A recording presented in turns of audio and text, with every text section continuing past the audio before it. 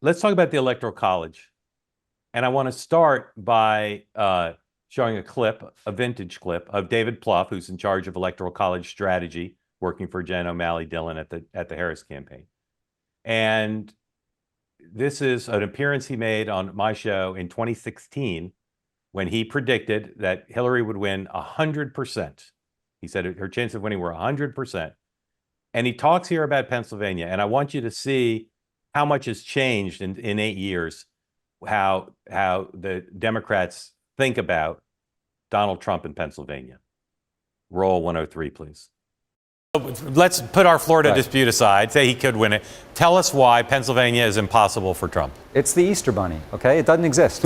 He's going to walk out of southeastern Pennsylvania, Philly, and those 3 suburban counties, Delaware, Montgomery, Bucks.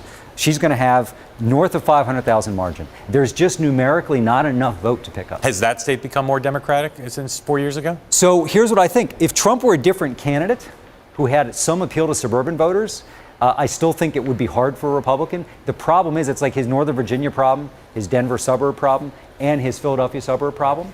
He can't get there. So could he get within 2 or 3? I think she wins at 4 or 5, yes, but he can't get to a win number. Okay, let's look at.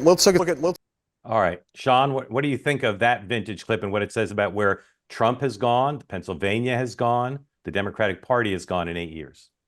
You haven't aged a bit. I think that there's a recognition that the coalition has shifted tremendously. Working men and women are with Trump, union members are with Trump, and all of these traditional Democratic coalitions that they didn't think ever would break in a significant way did. I don't think there's any question that I actually think, and the polls suggested that Trump has the edge going into Pennsylvania, not by much. But if I had to put money down, I'd put it on Trump to win Pennsylvania right now. I don't think Plouffe would be as arrogant to say anything close to that this time. I would go with confident over arrogance, but okay, Dan. Yeah, no, look, absolutely. The Clintons thought because Bill Clinton was so popular in rural America and popular with the working class that it would automatically translate to Hillary. And I think, in some quarters, what David Plouffe just said still reigns true in the Democratic Party. They just cannot see that Trump, may win those states again after his 4 years in office in January 6th.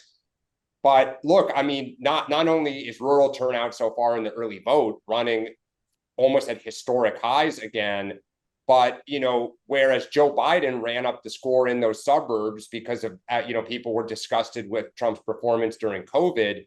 Now there's frustration with 4 years of Joe Biden on a myriad of issues. And so even what Plouffe argued now, so far, there is not evidence that Harris is going to blow him out of the water in the suburbs. And we know that the urban core is less sturdy. Now, it may be the difference between, 85% versus 90%, but that's material when there's that many votes there.